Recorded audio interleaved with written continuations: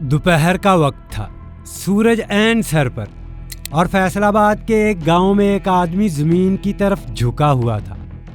اس کی نظریں آسمان یا لوگوں پر نہیں، مٹی پر تھی۔ یہ کوئی عام آدمی نہیں تھا، یہ تھا کھوجی اللہ دتا۔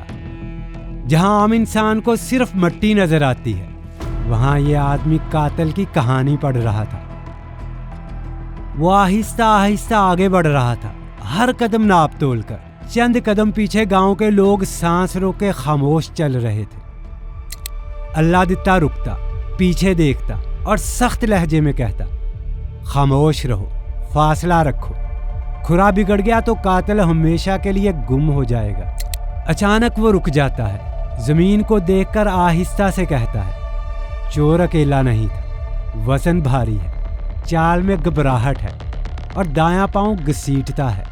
لوگ ایک دوسرے کو دیکھتے ہیں، کیونکہ بغیر کسی انسان کو دیکھے یہ آدمی چور کی شکل بیان کر رہا تھا۔ اور دوستو، یہ کوئی ٹوٹکا نہیں، یہ وہی طریقہ ہے جو کبھی انگریز دور میں پولیس نظام کا باقاعدہ حصہ ہوا کرتا تھا۔ تو سوال یہ ہے، یہ کھرا آخر کہاں تک جائے گا؟ اور کیا یہ مٹی واقعی قاتل کو بے نقاب کر دے گی؟ کیونکہ یہ سب شروع ہوا تھا اس حویلی سے جہاں رات کے اندھیرے میں ایک عورت کو گولی مار دی گئی تھی۔ دوستو، آج ہم جانیں گے کھوجی ہوتا کون ہے، کھرا کیسے پڑا جاتا ہے، اور کیسے بغیر موبائل، بغیر کیمرے، صرف مٹی چور کی پوری کہانی سنا دیتی ہے، ایک حقیقی قتل کے کیس کے ساتھ۔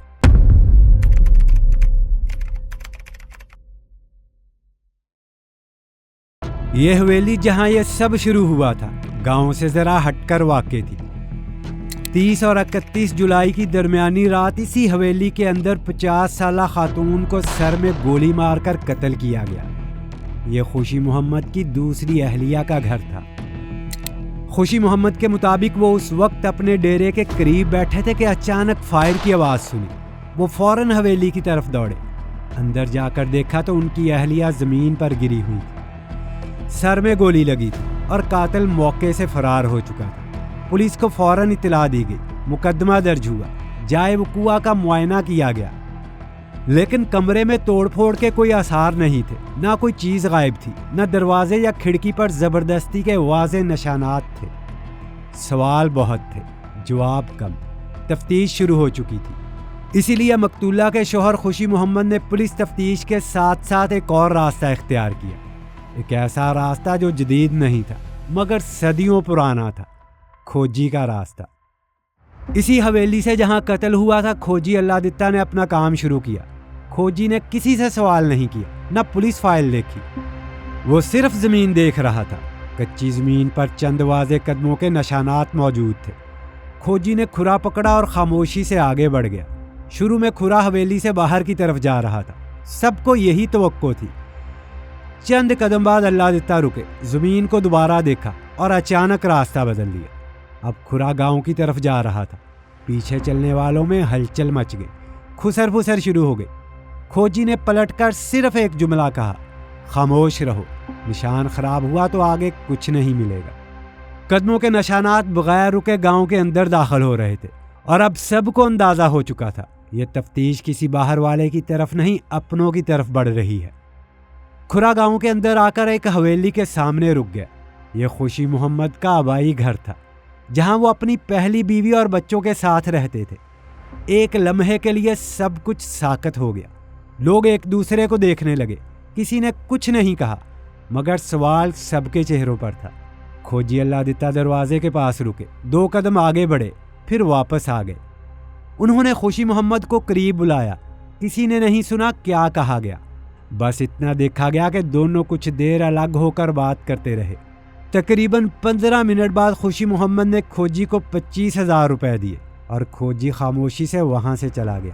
پیچھے رہ گئے سوال اور ایک تفتیش جو اب بالکل نیا رخ لے چکی تھی۔ اب یہاں ایک بنیادی سوال پیدا ہوتا ہے، یہ کھوجی آخر ہوتا کون ہے، اور زمین دیکھ کر اتنی درست باتیں کیسے بتا سکتا ہے؟ دوستو، کھوجی کوئی ایک شخص نہیں، یہ ایک تفتیشی نظام ہے۔ بر صغیر کے دیہی معاشروں میں کھوجی صدیوں سے موجود تھے، لیکن اس نظام کو باقاعدہ شناخت 19ویں صدی میں ملی۔ جب برطانوی حکومت نے ہندوستان میں پولیس کا جدید نظام متعارف کروایا تو ایک مسئلہ سامنے آیا۔ جرم ہو جاتا تھا لیکن گواہ نہیں ملتے تھے، اور دیہی علاقوں میں نشان مٹانا بھی آسان نہیں تھا۔ اسی خلا کو پر کرنے کے لیے انگریزوں نے مقامی ماہرین کو استعمال کیا، جنہیں مختلف علاقوں میں پیری، پگی، کھرے پٹ اور سب سے عام نام کھوجی کہا جاتا تھا۔ 19ویں صدی کے وسط میں صوبہ سندھ وہ پہلا علاقہ بنا جہاں کھوجیوں کو پولیس نظام کا باقاعدہ حصہ بنایا گیا۔ کراچی کے سندھ پولیس میوزیم میں محفوظ 3 جنوری 1883 کی ایک رپورٹ کے مطابق ایک گائے کی چوری کے کیس میں کھوجی نے قدموں کے نشانات کا تعاقب کرتے ہوئے چور کو حیدرآباد کے قریب گرفتار کروا دیا تھا۔ تاریخ دان خشونت سنگھ اپنی کتاب ہسٹری آف سکھ میں لکھتے ہیں 1849 کے بعد پنجاب میں پولیس کے ساتھ پیشہ ور کھوجیوں کو منسلک کیا گیا، جو لاپتہ مویشیوں اور چوری کے نشانات کو طویل اور مشکل راستوں پر غیر معمولی مہارت سے تلاش کرتے تھے۔ اسی نظام کی افادیت جانچنے کے لیے برطانوی آفیسر جارج ہچنسن، جو اس وقت پنجاب پولیس کے سربراہ تھے، انہوں نے 1861 میں پورے پنجاب میں ایک باضابطہ سروے کروایا۔ دلچسپ بات یہ ہے کہ یہی ہچنسن اس سے پہلے 1847 میں اپنا ذاتی چوری شدہ سامان ایک کھوجی کی مدد سے برآمد کروا چکے تھے۔ بعد میں برطانوی اخبار دا نیشن کے 1912 کے مضمون footprints and blood marks میں یہ تسلیم کیا گیا۔ اگرچہ یورپ میں فٹ پرنٹ سائنس پر تحقیق ہو رہی تھی، لیکن صرف قدموں کے نشانات سے مجرم تک پہنچنے کی عملی مہارت اس وقت بھی مشرق میں زیادہ تھی۔ اسی مضمون میں ایک تجربے کا ذکر ہے جس میں ایک کھوجی نے ریت پر بنے مدھم نشانات دیکھ کر یہ تک بتا دیا چور بوڑھا ہے، جسمانی مشقت کا عادی ہے، اس کے جوتے میں پیوند لگا ہے، اور وہ ایک جگہ جوتا اتار کر بھی چلا ہے۔